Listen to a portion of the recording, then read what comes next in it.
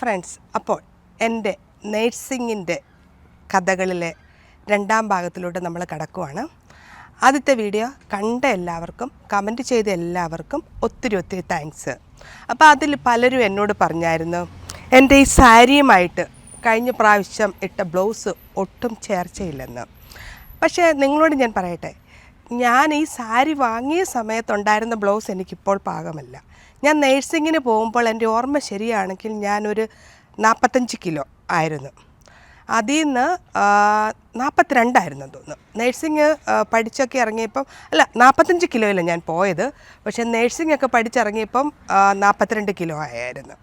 അത് കഴിഞ്ഞിട്ട് പിന്നെ കല്യാണത്തിൻ്റെ സമയത്തൊക്കെ ദുബൈയിലൊക്കെ പോയി ഞാനൊരു 50 കിലോ ആയി. അത് കഴിഞ്ഞ് അമേരിക്കയിലെത്തിയപ്പോൾ അതൊരു 60 കിലോ ആയി. ഇപ്പോൾ ഞാനൊരു 70 കിലോയിലാണ് നിൽക്കുന്നത്. ബ്ലൗസുകളൊന്നും ഇപ്പോൾ പാകമില്ല. പിന്നെ ഏകദേശം ചേരുന്ന ഒരു ബ്ലൗസ് അങ്ങ് എടുത്ത് ഇട്ടെന്നേ ഉള്ളൂ. നിങ്ങളോട് അങ്ങനെ അങ്ങ് പറഞ്ഞ പലരും എന്നോട് ചോദിച്ച് ബ്ലൗസിൻ്റെ കാര്യം, അതുകൊണ്ട് ഞാനങ്ങ് പറഞ്ഞെന്നേ ഉള്ളൂ. പിന്നെ നമുക്ക് നമ്മുടെ നേഴ്സിങ്ങിൻ്റെ കഥകളിലോട്ട് തിരിച്ചു വരാം. അപ്പം ഞാൻ പറഞ്ഞു നിർത്തിയത്, ഞങ്ങൾ എൻ്റെ ഒരു ഫ്രണ്ടിൻ്റെ കൂടെ അവളുടെ വീട്ടിലോട്ട് പോയത് കൊണ്ട് മറ്റു കുട്ടികളുടെ കൂടെ ഒരുമിച്ച് ഞാൻ അന്ന് അവർ വന്ന സമയത്ത് എനിക്ക് നേഴ്സിംഗ് സ്കൂളിലോട്ട് പോകാൻ പറ്റിയില്ല. 2 ദിവസം കഴിഞ്ഞപ്പം എൻ്റെ ഫ്രണ്ടും അവളുടെ ബ്രദറും വളരെ ആഘോഷമായിട്ട് എന്നെ നേഴ്സിംഗ് സ്കൂളിലോട്ട് കൊണ്ടുപോയാക്കി. അപ്പം അന്ന് കാലത്ത് അന്നുള്ള കുട്ടികളിൽ മിക്കവാറും ആൾക്കാർക്ക് അവിടെ പരിചയമുള്ളവരാരെങ്കിലും ഉണ്ടായിരുന്നു. ഒന്നുകിൽ അയൽവക്കത്തുള്ള ആരെങ്കിലും കാണും, അല്ലെങ്കിൽ അവരുടെ കസിൻസ് കാണും, അല്ലെങ്കിൽ ആർക്കെങ്കിലുമൊക്കെ കന്യാസ്ത്രീമാരുമായിട്ടും എന്തെങ്കിലും ബന്ധമോ പരിചയമോ കാണും, അല്ല അവിടെയുള്ള ജോലിക്കാരുമായിട്ട് പരിചയം കാണും. അപ്പം എനിക്ക് അങ്ങനെ പറയാനായിട്ടാണെങ്കിൽ എനിക്ക് നേഴ്സിങ്ങിൻ്റെ ഞാൻ പറഞ്ഞല്ലോ, എൻ്റെ പൊക്കം ഒരു പ്രശ്നമായതുകൊണ്ട് എനിക്ക് പലയിടത്തും നേഴ്സിങ്ങിന് അഡ്മിഷൻ ശരിയായില്ലായിരുന്നു. അപ്പം ഇവിടെ എന്തോ എൻ്റെ പൊക്കം ഒരു പ്രശ്നമല്ലാതെ വന്നു എനിക്ക് അഡ്മിഷൻ കിട്ടിയത്. അപ്പം എൻ്റെ ഒരു കസിൻ ഞാൻ പറഞ്ഞായിരുന്നല്ലോ, പീലിച്ചിറ്റപ്പൻ്റെ ഫ്രണ്ട് ആയിട്ടുള്ള ഒരാൾ അന്ന് പാറ്റ്നയിലുണ്ടായിരുന്നു. ആ അങ്കിൾ വഴിയാണ് എനിക്ക് നേഴ്സിങ്ങിന് അഡ്മിഷൻ കിട്ടുന്നത്. ഞാൻ വിചാരിച്ചു, എല്ലാവരുടെയും ഇങ്ങനെ വന്നവരുടെയൊക്കെ എല്ലാവരുടെയും ആൾക്കാരൊക്കെ വന്ന്, അപ്പം ഞാൻ മനസ്സിൽ വിചാരിച്ചു ഇനിയിപ്പം ഈ പീലിച്ചിറ്റപ്പൻ്റെ ഫ്രണ്ട് എന്നെയും വരാനായിട്ട് അവിടെ എതിരേൽക്കാൻ വരുമെന്നൊക്കെ ഞാനും അങ്ങ് സ്വപ്നം കണ്ടു. പക്ഷേ അവരെ ആരെയും ഞാൻ കണ്ടില്ല. പക്ഷേ കാണുമായിരിക്കുമെന്ന് ഞാനങ്ങ് വിചാരിക്കുമായിരുന്നു. അപ്പോൾ ഞങ്ങൾ അങ്ങോട്ട് ചെല്ലുമ്പം പലരും, അതായത് ഞാൻ പറഞ്ഞല്ലോ, എൻ്റെ ഫ്രണ്ടും അവളുടെ ബ്രദർ അവിടെ സ്കൂൾ നടത്തുമായിരുന്നു. അപ്പോൾ പുള്ളിക്കാരനെ പരിചയമുള്ള വളരെയധികം ആൾക്കാർ, പല സ്റ്റാഫുമാരും ചേച്ചിമാരും ഒക്കെ വന്ന് വളരെ കാര്യമായിട്ട് അവരോടൊക്കെ സംസാരിച്ചു. അപ്പം ഞാനും അവരുടെ കൂടെ ഉണ്ടായിരുന്നു. അപ്പോൾ അവരോട് സംസാരിച്ച കൂട്ടത്തിൽ, ഓരോന്ന് പറയുന്ന കൂട്ടത്തിൽ ഞാനും പറഞ്ഞു. അവരോരോന്ന് ചോദിച്ചതിന് ഞാനും ചിലതൊക്കെ തിരിച്ചു പറഞ്ഞു. അപ്പോൾ എനിക്ക് പറയാനായിട്ടുള്ളതെന്ന് വെച്ചാൽ, അന്ന് ഞാൻ പോകുമ്പം മറ്റുള്ളവരെ വെച്ച് നോക്കുമ്പം പൊക്കക്കുറവാണ്, ഒരുവിധം വണ്ണമൊക്കെയുണ്ട്, നല്ല നീണ്ട മുടിയുണ്ട്, അതിലും നീണ്ട ഒരു നാക്ക്. അപ്പം ഇവരെന്തോക്കെയോ പറഞ്ഞപ്പം എനിക്ക് തോന്നി ഞാനും അവരുടെ കൂടെ ഉള്ള ഒരു വ്യക്തി, ഒരു ഫാമിലി പോലെ എനിക്ക് ഫീൽ ചെയ്തു. അപ്പോൾ അവർ ചോദിച്ചതിൻ്റെ എന്തോ മറുപടി ഞാനും ഉരുളയ്ക്കുപ്പേര് പേര് എന്തോ തിരിച്ചു പറഞ്ഞു. അന്ന് തന്നെ എനിക്കൊരു ലേബൽ കിട്ടി, വായാടി എന്നുള്ളത്. ചേച്ചിമാരെ ബഹുമാനിക്കാത്തതെന്നായിരിക്കാം, കാരണം അവരെന്തോ പറഞ്ഞതിന് ഞാൻ തിരിച്ചു പറഞ്ഞു. അപ്പം അന്ന് മുതൽ അവിടെ എനിക്ക് അങ്ങനെ ഒരു പേര് കിട്ടി. അപ്പം അത് കഴിഞ്ഞിട്ട് എൻ്റെ ലഗേജുകളെല്ലാം, എൻ്റെ കണക്ക് ശരിയാണെങ്കിൽ ഒരു ബ്രൗൺ കളറുള്ള ഒരു പെട്ടി, അതായത് പണ്ടത്തെ ഒരു പെട്ടി ഉണ്ടല്ലോ, സൂട്ട് കേസിലും, പിന്നെ ബാഗ് ഉണ്ടായിരുന്നോ അതോ കാർഡ്ബോർഡിലായിരുന്നോ എന്നെനിക്ക് ശരിക്കും ഓർമ്മയില്ല, അതിനകത്തായിരുന്നു സാധനങ്ങളൊക്കെ. അപ്പം ഞാൻ അങ്ങോട്ട് ചെല്ലുമ്പം ഹോസ്പിറ്റൽ എന്ന് പറഞ്ഞാൽ വലിയൊരു ബിൽഡിങ്ങാണ്. 5 നില, 4th ഫ്ലോർ വരെ വാർഡുണ്ട്, പിന്നെ 5ാമത്തെ നില സ്റ്റോറേജ്, അങ്ങനെയാണെന്ന് തോന്നുന്നത്. അപ്പോൾ വലിയൊരു ഹോസ്പിറ്റൽ, അതിനോട് ചേർന്ന് തന്നെയാണ് ഞങ്ങളുടെ നേഴ്സിംഗ് സ്കൂളും ഹോസ്റ്റലും. അതുപോലെ തന്നെ അവിടെ തന്നെയാണ് ഞങ്ങളുടെ കന്യാസ്ത്രീമാർ താമസിക്കുന്ന കോൺവെൻറ്റും. അവരുടെ 2 കോൺവെൻറ്റുണ്ട്, പിന്നെ കുറേ കൃഷി സ്ഥലങ്ങളുണ്ട്. അങ്ങനെ വലിയൊരു കോമ്പൗണ്ടായിരുന്നിരുന്നു. ആ കോമ്പൗണ്ടിനകത്തോട്ട് അതിനകത്ത് തന്നെയാണ് പിന്നെ ബാക്കിയുള്ള ജീവിതം. നേഴ്സിങ്ങിൻ്റെ, അതായത് നമുക്ക് വെളിയിലോട്ട് പോകേണ്ട ആവശ്യമില്ല. ഹോസ്പിറ്റൽ അവിടെ തന്നെയാണ്, ഫുഡ് അവിടെ തന്നെയാണ്, ക്ലാസ്സുകളെല്ലാം അവിടെ തന്നെയാണ് നടക്കുന്നത്. അപ്പം നമ്മളവിടെ വന്നു കഴിഞ്ഞാൽ പിന്നെ എല്ലാ കാര്യങ്ങളും അവിടെ തന്നെയാണ് നടക്കുന്നത്, നമുക്ക് വെളിയിലോട്ട് പോകേണ്ട ആവശ്യമില്ല. അപ്പം വലിയ കെട്ടിടവും കോമ്പൗണ്ടും ഒക്കെ എനിക്ക് അങ്ങനെ ഇഷ്ടക്കുറവൊന്നും തോന്നിയില്ല. അവിടെ തന്നെ നമുക്ക് കാണാം അവർക്ക് പല കൃഷികളും ഉണ്ട്. അന്നൊക്കെ ആ കാലത്തൊക്കെ ഗോതമ്പുകൾ, ചോളമുണ്ടായിരുന്നു. പിന്നെ അവർ പൊട്ടറ്റോ കൃഷി ചെയ്യുമായിരുന്നു. ഓരോ പച്ചക്കറികളും മാറി മാറി സമയത്തൊക്കെ കൃഷി ചെയ്യും. പിന്നെ നമ്മുടെ കുറേ കണ്ടിട്ടുണ്ട്, കുറേ പപ്പായകൾ അവിടെ ഉണ്ടായിരുന്നു. പിന്നെ ലീച്ചി ഉണ്ടായിരുന്നു, മാവുകളുണ്ടായിരുന്നു. അങ്ങനെ ഓരോ സീസണിലെ ഫ്രൂട്ട്സിൻ്റെ വിശേഷങ്ങളൊക്കെ പിന്നീട് ഓരോ സമയങ്ങളും സീസൺ അനുസരിച്ച് ഞാൻ പറയാം. പക്ഷേ ഇത് മൊത്തം ഈ കോമ്പൗണ്ട് കണ്ടപ്പോഴത്തേക്ക് വലിയൊരു കോമ്പൗണ്ട്, കുറേ കുട്ടികളും ഉണ്ട്. ആരൊക്കെയോ വന്ന് എന്തൊക്കെയോ പറയുന്നു, പോകുന്നു, അങ്ങനെ. അപ്പം നമ്മുടെ ലഗേജൊക്കെ വളരെ, കുട്ടികളൊക്കെ നല്ല ഹെൽപ്ഫുള്ളായിരുന്നു. എല്ലാവരും കൂടെ ചേർന്ന് ഞങ്ങൾ ഹോസ്റ്റലിൻ്റെ എൻട്രി ചെന്നപ്പം നമ്മുടെ വാർഡൻ ചേച്ചി വന്ന്, വാർഡനെ കണ്ടപ്പോഴും ഒരു വാർഡനായിട്ട് തന്നെ തോന്നും.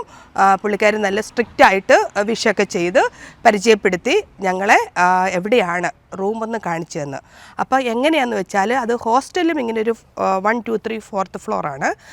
4 ആണോ 5 ആണോ എന്ന് എനിക്കിപ്പോൾ ശരിക്കും ഓർമ്മയില്ല. പക്ഷേ ഏറ്റവും മുകളിൽ ഏറ്റവും ജൂനിയേഴ്സ്, പിന്നെ അതിൻ്റെ ജൂനിയർ അങ്ങനെയാണ്. പിന്നെ താഴത്തെ നിലയിലാണ് ഞങ്ങളുടെ നേഴ്സിങ്ങിൻ്റെ ക്ലാസ് റൂമെല്ലാം. നേഴ്സിംഗ് സ്കൂളിൻ്റെ പ്രിൻസിപ്പലിൻ്റെ ഓഫീസും ക്ലാസ് റൂമും ലൈബ്രറിയും മേട്രൻ്റെ റൂമും വാർഡൻ്റെ റൂമും എല്ലാം താഴെയാണ്. താഴെ ആരും താമസിക്കുന്ന എല്ലാം ക്ലാസ് റൂമാണ്. 2nd ഫ്ലോർ മുതലാണ് കുട്ടികളുടെ ബെഡ്റൂമുകളെല്ലാം. അപ്പം നമ്മൾ ആദ്യത്തെ വർഷമെന്ന് പറയുന്ന ഫസ്റ്റ് ഇയർ എന്ന് പറയാൻ പറ്റത്തില്ല, അതിന് PTS പൊടിത്തൂപ്പ് സംഘം എന്നാണ് ഞങ്ങൾ പറയുന്നത്, അതായത് പ്രിലിമിനറി നേഴ്സിങ്ങിൻ്റെ. അപ്പോൾ അവിടെ അപ്പം അങ്ങനെയുള്ള കുട്ടികളെ ഏറ്റവും മുകളിലത്തെ നിലയിൽ, അതായത് ഒരു റൂമിൽ 18 20 പേര്, അതായത് വലിയൊരു ജനറൽ വാർഡ് പോലെ ഇങ്ങനെ ബെഡുകൾ ഇങ്ങനെ അടുങ്ങിയിരിക്കുന്നു. ഓരോരുത്തർക്കും ഓരോ ബെഡുകൾ, പിന്നെ ഒരു ചെറിയ കബോർഡും ഉണ്ട് നമ്മുടെ സാധനങ്ങൾ വെക്കാൻ. അത്രയുമേ ഉള്ളൂ സൗകര്യം. പിന്നെ കോമൺ ബാത്റൂമാണ് അവിടെ മുകളിലുള്ള എല്ലാവർക്കും കോമൺ ബാത്റൂമാണ്. ആദ്യത്തെ വർഷങ്ങളിലൊക്കെ കോമൺ ബാത്റൂമാണ്. അപ്പം ലഗേജൊക്കെ മറ്റു കുട്ടികളെല്ലാം സഹായിച്ച് നമ്മൾ ഉന്തിത്തള്ളി മുകളിൽ കൊണ്ട് എത്തിച്ച്, പിന്നെ ചെന്നപ്പോൾ ഉച്ചയായപ്പോൾ ലഞ്ചിന് പോകാനുള്ള സമയമായി. അപ്പോൾ ഓക്കെ, ഞങ്ങളെല്ലാവരും കൂടെ, മറ്റു കുട്ടികളൊക്കെ ഉണ്ടായിരുന്നല്ലോ, അപ്പം ഞങ്ങളന്ന് ട്രെയിനിൽ വെച്ചുണ്ടായിരുന്ന കുട്ടികളും ഞങ്ങളെല്ലാവരും കൂടെ ഒരുമിച്ച് ഭക്ഷണം കഴിക്കാൻ പോയി. അപ്പോൾ ഭക്ഷണം കഴിക്കാൻ പോയപ്പോഴത്തേക്ക് ഭക്ഷണം കഴിക്കാൻ പോകുമ്പം ആ കിച്ചണിലോട്ട്, അതായത് മെസ് ഹോളിലോട്ട് എത്തുന്നതിന് മുമ്പാണ് നമ്മുടെ കിച്ചൺ. ആ കിച്ചണിൻ്റെ അങ്ങോട്ട് പോകുക എന്ന് പറയുന്നത്, എസ്പെഷ്യലി നമ്മൾ നാട്ടിൽ നിന്നൊക്കെ ചെന്ന് കഴിയുമ്പോൾ ഈ കടുകെണ്ണയുടെ മണം നമുക്ക് സഹിക്കാൻ പറ്റത്തില്ല. ഞങ്ങൾ കുറേ നാൾ ആ മെസ്സിൻ്റെ അങ്ങോട്ട് കടന്നു പോകുമ്പോൾ എപ്പോഴും മൂക്ക് പൊത്തിക്കൊണ്ടേ പോകത്തുള്ളായിരുന്നു. പക്ഷേ പിന്നീട് ഈ കടുകെണ്ണ ഇഷ്ടപ്പെട്ടു എന്നുള്ള കാര്യം മറ്റൊരു സത്യം. അപ്പം ലഞ്ചിന് ഞങ്ങൾ ഡൈനിങ് ഹാളിലോട്ട് ചെന്നപ്പം വലിയൊരു കുട്ടകത്തിനകത്ത് നോക്കിയപ്പോൾ എന്തോ വെള്ളം നോക്കി, അത് പരിപ്പ് ചാറ്, പരിപ്പെന്നൊന്നും പറയാൻ പറ്റത്തില്ല, പരിപ്പിട്ടിട്ട് കുറേ വെള്ളം, ഒരു യെല്ലോ കളറ് കുറേ വെള്ളം, പിന്നെ ചോറ്, പിന്നെ എന്തോ വെജിറ്റബിളൊക്കെ വെള്ളത്തിൽ പുഴുങ്ങിയ പോലെ ഇരിക്കുന്നു. എന്തായാലും നന്നായിട്ട് വിശക്കുന്നുണ്ടായിരുന്നു. ആദ്യത്തെ ചെന്നപ്പോൾ നോക്കിയപ്പം വിളമ്പിത്തരുന്ന മനുഷ്യർ, ഒരു പേരൊക്കെ ഞാൻ മറന്നുപോയി, പക്ഷേ ഒരു ചേട്ടൻ, നല്ല പാവം ഒരു ചേട്ടൻ ഉണ്ടായിരുന്നു. പിന്നെ ഒരു ചേട്ടനെ ഭയങ്കര ഉണ്ടക്കണ്ണുമായിട്ട് ഞങ്ങളെ നോക്കുന്ന, പേടിപ്പിക്കുന്ന ഒരാൾ.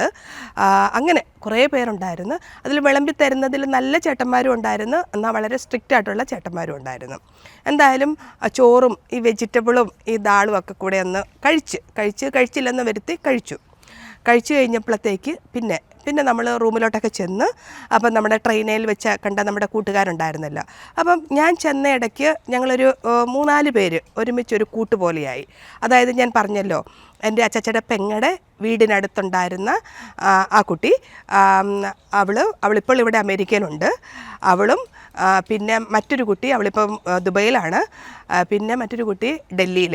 അപ്പോൾ അങ്ങനെ പറയുവാണെങ്കിൽ ഞങ്ങൾ ജെസിമോള്, ജയമ്മ, പിന്നെ കൊച്ചുറാണി, ലീന, ഇങ്ങനെ ഞങ്ങളെല്ലാവരും കൂടെ ഒരു ബാച്ച്, ഒരു കൂട്ടായിട്ട് ഞങ്ങളിങ്ങനെ ഒരുമിച്ച് ഭക്ഷണം കഴിക്കാൻ പോകുന്നു. അങ്ങനെ അപ്പോൾ ഇത് കഴിഞ്ഞിട്ട് പിന്നെ വൈകുന്നേരം ഞങ്ങൾക്കൊരു ടീ ഉണ്ടായിരുന്നു. ടീക്കാണെങ്കിലും എന്തോ ഇടയ്ക്കിടയ്ക്ക് ഏത്തക്കാപ്പൊക്കെ കിട്ടുമായിരുന്നു. അപ്പോൾ എനിവേ ടീ കഴിച്ചു.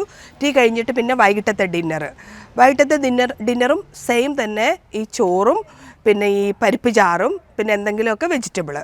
അപ്പോൾ വളരെ നല്ലൊരു കാര്യമെന്ന് വെച്ചാൽ ഞാൻ പറഞ്ഞായിരുന്നല്ലോ, ഞങ്ങളുടെ കൂടെ ഞങ്ങളുടെ ഫ്രണ്ട്സൊക്കെ പാലായിൽ നിന്നും അങ്ങനെ പല സ്ഥലത്തു നിന്നും വന്നവരുണ്ടായിരുന്നു. അപ്പോൾ അവർക്കൊക്കെ ഇങ്ങനെ വെളിയിലോട്ട് പലരും പോയും വന്നുമൊക്കെ പരിചയമുണ്ടായിരുന്നുകൊണ്ട് ഇവരുടെ കയ്യിലൊക്കെ നല്ലതായിട്ട് നാരങ്ങ അച്ചാറും മാങ്ങ അച്ചാറും ചമ്മന്തിപ്പൊടി ഇതൊക്കെ ഉണ്ടായിരുന്നു. അപ്പോൾ അതുകൊണ്ട് ഞങ്ങൾക്ക് ഈ പരിപ്പ് ചാറും വെള്ളത്തിലിട്ട വെജിറ്റബിളും ഒക്കെ കഴിക്കാനായിട്ട് വലിയ കുഴപ്പമില്ലായിരുന്നു. കാരണം ഞങ്ങൾ കഴിച്ചുകൊണ്ടിരുന്ന ഇവരുടെ ഈ അച്ചാറിൽ നിന്ന് ഇച്ചിരി കിട്ടി, അത് തൊട്ട് നോക്കി അങ്ങനെ ഭക്ഷണം കഴിച്ചു. പിന്നെ പിറ്റേ ദിവസം ഒരു 1-2 ദിവസം കഴിഞ്ഞപ്പോൾ എൻ്റെ ഓർമ്മ ശരിയാണെങ്കിൽ ഞങ്ങൾ ഏകദേശം ഒരു ജൂൺ സ്കൂള് തുറക്കുന്ന സമയത്താണ് ഞങ്ങളവിടെ പാറ്റ്നയിലെത്തുന്നത്. അപ്പോൾ ഒരു ജൂൺ ജൂലൈ ഓഗസ്റ്റ് സെപ്റ്റംബർ 3 മാസമായിരുന്നു ഞങ്ങളുടെ ഒരു പൊടിതൂപ്പ് PTS പ്രോഗ്രാം എന്ന് പറയുന്നത്. അപ്പോൾ പക്ഷേ ഞങ്ങൾ ചെന്ന സമയത്ത് ഞങ്ങളുടെ ബാച്ചിൽ 60 കുട്ടികളുണ്ടായിരുന്നു. അപ്പോൾ എല്ലാ കുട്ടികളും സമയത്തെത്തിയില്ല. അപ്പം ഞങ്ങൾക്ക് ആ സമയത്തൊക്കെ വളരെ രസമായിരുന്നു. ചുമ്മാ അതുവഴിയൊക്കെ നടക്കുമായിരുന്നു, ഒന്നും പഠിക്കാനില്ല, എല്ലാവരുമായിട്ട് ഇങ്ങനെ സംസാരിച്ചുകൊണ്ടിരിക്കുന്നു. അപ്പോൾ ഇതിൽ ഏറ്റവും വളരെ രസകരമായിട്ട് ഞാൻ എൻജോയ് ചെയ്ത ഒരു കാര്യമാണ് ഞങ്ങളുടെ കൂടെ ഉണ്ടായിരുന്ന ജയമ്മ. അവൾ നന്നായിട്ട് കഥ പറയാൻ ഭയങ്കര കഴിവായിരുന്നു. അപ്പോൾ അവളുടെ ഏറ്റവും ഇഷ്ടപ്പെട്ട ഹീറോ മോഹൻലാലാണ്. അപ്പോൾ അവൾ ഈ കണ്ട സിനിമകളെല്ലാം നമ്മൾ നേരിട്ട് കാണുന്ന പോലെ വിവരിച്ച് പറയും. അപ്പം ഞങ്ങളൊക്കെ അവളുടെ വാലയെ തൂങ്ങി ഈ സിനിമ കഥകളും കേട്ട് ഈ ചോറും പരിപ്പ് കറിയും ഇതൊക്കെ കഴിച്ച് രാവിലെ ബ്രേക്ക്ഫാസ്റ്റ് എന്ന് പറയുന്നത് ചിലപ്പോൾ ഉപ്പുമാവും ചിലപ്പോൾ പരിപ്പ് കറിയായിരിക്കും, ഉപ്പുമാവും പഴവും കാണും, അല്ലെങ്കിൽ ബ്രെഡും ജാമും, പിന്നെ ചിലപ്പോൾ മുട്ട തരുമായിരുന്നു. അപ്പോൾ ഏകദേശം ജൂൺ പകുതിയോടെ ബാച്ചിലുള്ള മറ്റു കുട്ടികളും എത്തി. അതായത് ഞങ്ങളുടെ ബാച്ച് ഞാൻ പറഞ്ഞില്ല 60 കുട്ടികളുണ്ടെന്ന്. അപ്പം ഇന്ത്യയുടെ വിവിധ ഭാഗത്തിൽ നിന്നും, അതായത് നേപ്പാളിൽ നിന്നുള്ള കുട്ടികളുണ്ടായിരുന്നു, ബീഹാറിൽ നിന്ന് കുട്ടികളുണ്ടായിരുന്നു, കേരളത്തിൽ നിന്നുള്ള കുട്ടികളുണ്ടായിരുന്നു, അങ്ങനെ ലോകത്തിൻ്റെ പല ഭാഗത്തു നിന്നും ഉള്ള കുട്ടികളുണ്ടായിരുന്നു, കാശ്മീരിൽ നിന്ന് കുട്ടികളുണ്ടായിരുന്നു, അങ്ങനെ ലോകത്തിൻ്റെ പല ഭാഗത്തിൽ നിന്നുള്ള കുട്ടികളുണ്ടായിരുന്നു. അപ്പം ഞങ്ങളുടെ ബാച്ച് എന്ന് പറഞ്ഞാൽ വളരെ പൊക്കം കൂടിയ കുട്ടികളും എന്നെപ്പോലെ പൊക്കം കുറഞ്ഞ കുട്ടിയും അതുപോലെ തന്നെ വളരെ ബ്യൂട്ടിഫുൾ ആയിട്ടുള്ള ഒത്തിരി സ്മാർട്ടായിട്ടുള്ള കുട്ടികളുണ്ടായിരുന്നു. എൻ്റെ ബാച്ചിലുള്ള കുട്ടികളെല്ലാം വളരെ ടാലൻറ്റഡ് ആയിരുന്നു.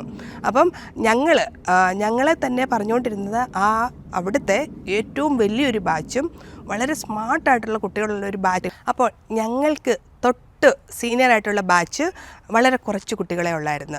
എനിക്ക് അതിന് മുമ്പുള്ള ബാച്ചിലും കുറച്ച് കൂടുതലുണ്ടായിരുന്നു, പക്ഷേ അന്ന് ഉള്ളതിൽ ഏറ്റവും വലിയ ബാച്ചായിരുന്നു ഞങ്ങളുടെ ബാച്ച്.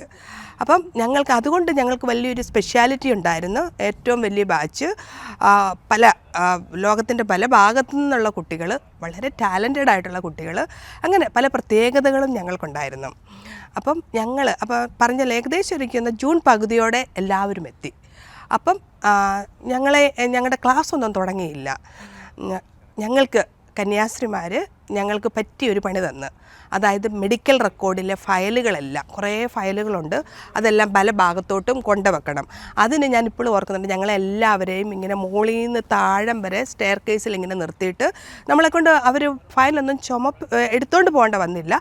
ഓരോരുത്തരെയും ഇങ്ങനെ സ്റ്റെപ്പേ നിർത്തി ഇങ്ങനെ പാസ് ചെയ്ത് അങ്ങനെ കുറേ ജോലികൾ തന്ന്. പിന്നെ വൈകിട്ട് വളരെ രസകരമായിരുന്നു. കാരണം ഞാൻ പറഞ്ഞല്ലോ, 2 കോൺവെൻറ്റുകൾ, കന്യാസ്ത്രീമാരുടെ മഠം ഞങ്ങളുടെ കോമ്പൗണ്ടിൽ തന്നെയായിരുന്നു. അപ്പം ഞങ്ങൾ ചെന്നപ്പം ഞങ്ങൾക്ക് ഓരോ മഠത്തിലും ഞങ്ങളുടെ വൈകിട്ടത്തെ ഫുഡ് മഠത്തിലായിരുന്നു. നല്ല അടിപൊളി ഫുഡായിരുന്നു. അവരുടെ ഫുഡ് വളരെ സ്പെഷ്യലായിട്ടാണ് ഞങ്ങൾക്ക് തന്നുകൊണ്ടിരുന്നത്. അപ്പോൾ വൈകിട്ടത്തെ ഫുഡ് കഴിക്കാൻ ഞങ്ങൾക്ക് ഭയങ്കര ഇഷ്ടമായിരുന്നു. പിന്നെ അവർ ഞങ്ങളെക്കൊണ്ട് ഒരു പ്രോഗ്രാമൊക്കെ അവതരിപ്പിച്ചു, ഞങ്ങളെക്കൊണ്ട് സംസാരിപ്പിച്ചു. അപ്പോൾ ആ 15 ദിവസം നല്ല ഫുൾ എൻ്റർടൈൻമെൻ്റ് ആയിരുന്നു. അതായത് നമുക്ക് വീട്ടിൽ നിന്ന് വന്നതിൻ്റെ വിഷമമൊന്നും അത്ര ഫീൽ ചെയ്തില്ല.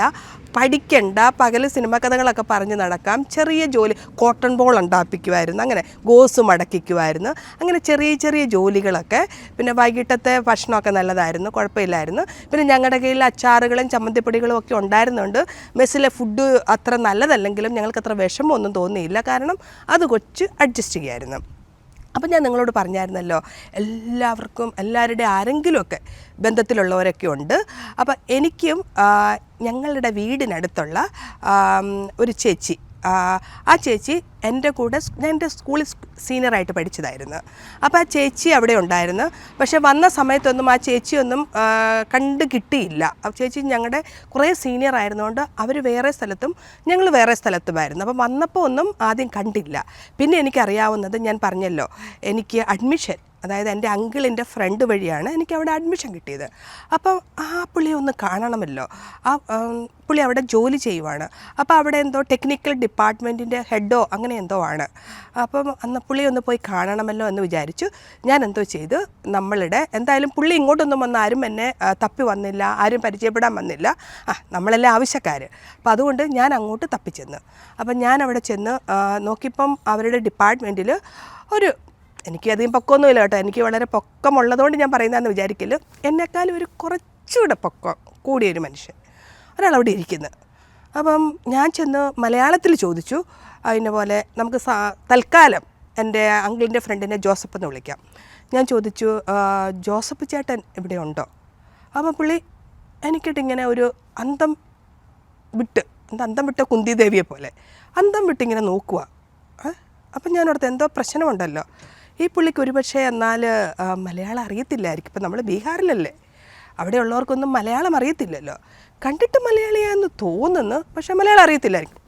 അപ്പം നമുക്ക് എന്താ പറയുന്നത്, ഞാൻ കോളേജിലും ഒക്കെ സ്കൂളിലൊക്കെ ഹിന്ദി എൻ്റെ സെക്കൻഡ് ലാംഗ്വേജ് ആയിരുന്നു. കോളേജിലും ഹിന്ദി സെക്കൻഡ് ലാംഗ്വേജ് ആയിരുന്നു. പിന്നെ ഹിന്ദി പ്രചാരക സഭയോ എന്തോ അങ്ങനെ ഉണ്ടായിരുന്നില്ല, ഹിന്ദി മാത്രമായിട്ട് പഠിക്കുന്നത്. അതും പഠിച്ച് സർട്ടിഫിക്കറ്റൊക്കെ ഉണ്ട്. പിന്നെ കുറച്ച് ഹിന്ദി സിനിമയൊക്കെ കാണുമായിരുന്നു. അപ്പം തട്ടിയും മുട്ടിയൊക്കെ കുറച്ച് ഹിന്ദി അറിയാം. അപ്പം നമുക്കറിയാവുന്ന ഹിന്ദിയിൽ എന്തൊക്കെയോ പറഞ്ഞൊപ്പിച്ച്, ജോസഫ് നാമക്ക ഏക് ആദ്മി ഹേ ഇധർ എന്തോ അത്രയൊക്കെ പറഞ്ഞപ്പം പുള്ളി തന്നെ ഇങ്ങോട്ട് പറഞ്ഞു, എൻ്റെ ഹിന്ദിയിലെ ആ സ്ട്രഗിളും വിഷമവും കണ്ടപ്പം എന്നോട് പറഞ്ഞു മലയാളത്തിൽ പറഞ്ഞോളാൻ. അപ്പോൾ അങ്ങനെ ഒരു അബദ്ധം എനിക്ക് പറ്റി. പക്ഷെ പിന്നീട് ഞാനിതെൻ്റെ ഫ്രണ്ട്സിനോടൊക്കെ പറഞ്ഞപ്പം വളരെ കഷ്ടകരമായ ഒരു കാര്യമാണ്. ആ പുള്ളി അത് നിഷേധിച്ചു, അങ്ങനൊരു സംഭവം നടന്നിട്ടില്ലേ എന്നാണ് പറയുന്നത്. പക്ഷെ എനിക്ക് നല്ല ഓർമ്മയുണ്ട് എന്നോടിങ്ങനെ പറഞ്ഞത്.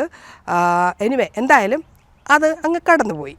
അത് കഴിഞ്ഞപ്പോഴത്തേക്ക് അപ്പം ഞാൻ പറഞ്ഞല്ലോ, അപ്പം നമ്മുടെ ജോസഫ് ചേട്ടൻ്റെ ആരാണ്, എവിടെയാണ്, അവരെയൊക്കെ ഒന്ന് കണ്ടാൽ കൊള്ളാമെന്നുണ്ട്. അപ്പം ഞാൻ പിറ്റേ ദിവസം 2 ദിവസം കഴിഞ്ഞ് ചെന്നപ്പം എനിക്ക് ജോസഫ് ചേട്ടനെ കാണാൻ പറ്റി, സംസാരിച്ചു. അപ്പം എന്നോട് പറഞ്ഞ് അന്ന് കാലത്ത് അവിടെയുള്ള സ്റ്റാഫ്, ഡോക്ടേഴ്സും അതുപോലെ മറ്റ് സ്റ്റാഫും ഒക്കെ അവരും കുറേ അങ്ങ് മാറി കോട്ടേഴ്സിലാണ് താമസിക്കുന്നത്. അപ്പോൾ ഇവരെല്ലാവരും ഒരു കോമ്പൗണ്ടിനകത്താണ് എല്ലാവരും. അപ്പം എന്നോട് പറഞ്ഞു, എന്നാലൊരു കാര്യം ചെയ്യ്, ഞങ്ങൾക്ക് അപ്പം മൺഡേ ടു ഫ്രൈഡേ എന്തെങ്കിലുമൊക്കെ ജോലികളൊക്കെ കാണുമല്ലോ, പിന്നെ ഇവർക്കും ജോലിയുണ്ട്. അപ്പം എന്നോട് പറഞ്ഞു, അല്ല മൺഡേ ടു ഫ്രൈഡേ അല്ല, സാറ്റർഡേയിലും ഉണ്ടെന്ന് എന്നോട് പറഞ്ഞു. ഞായറാഴ്ച അവരുടെ വീട്ടിലോട്ട് ചെല്ലാൻ പറഞ്ഞു.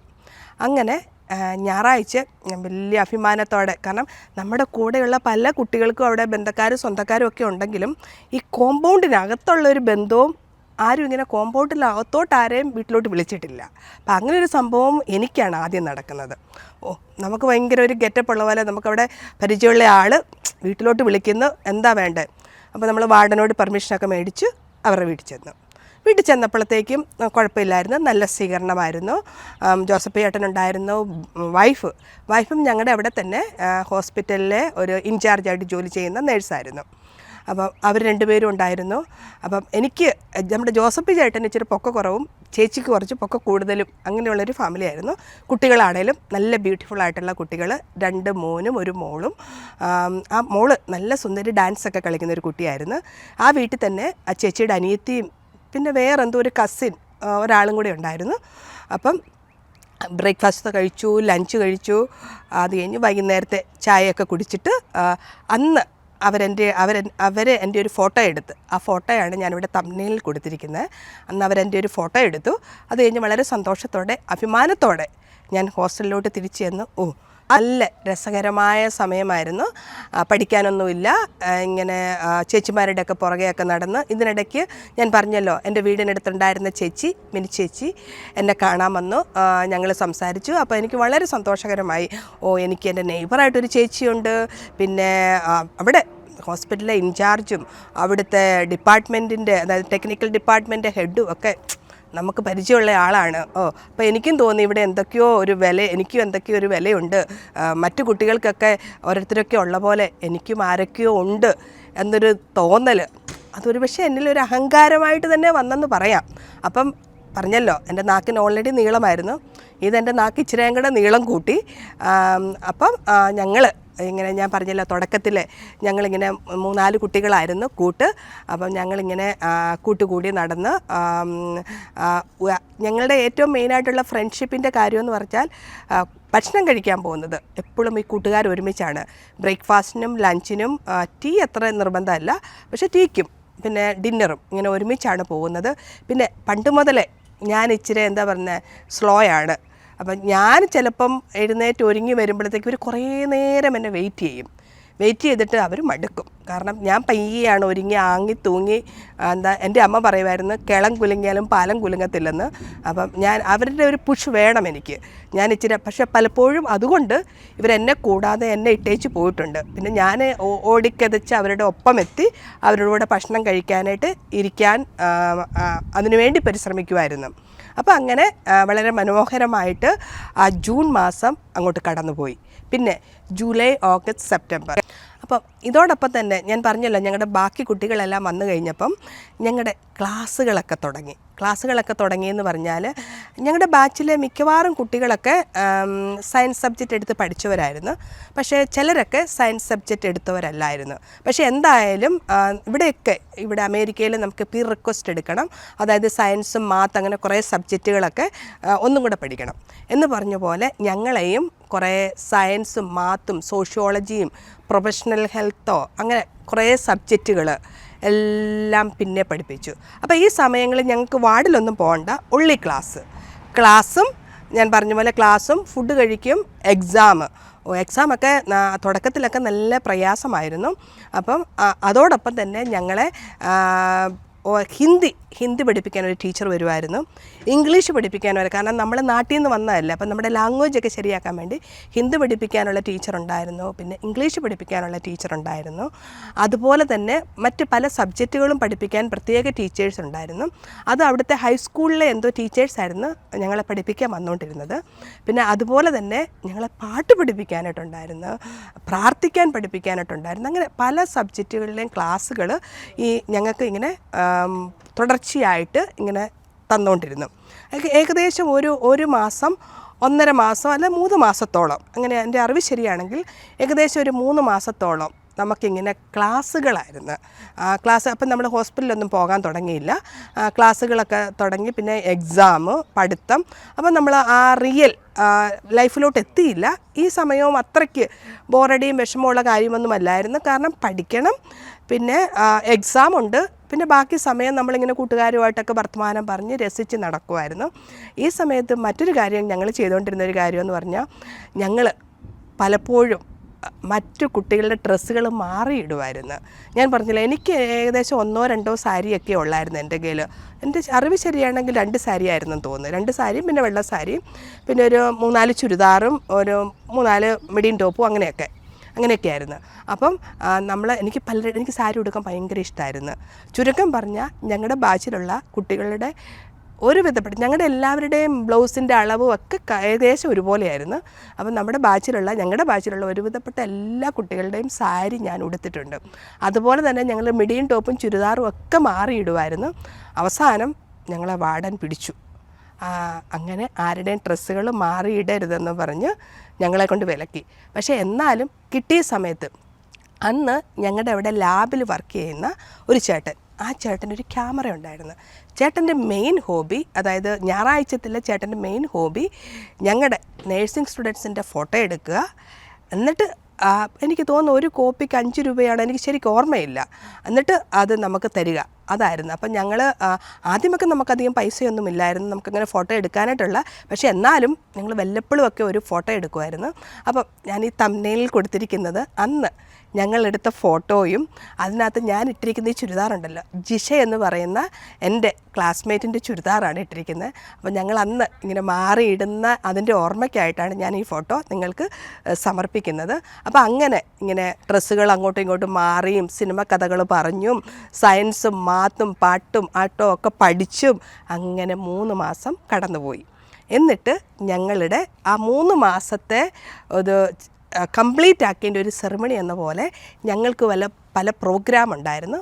അതേപ്പറ്റിയൊക്കെ വിശദമായിട്ട് അടുത്ത വീഡിയോയിൽ പറയാം. Okay, thank you.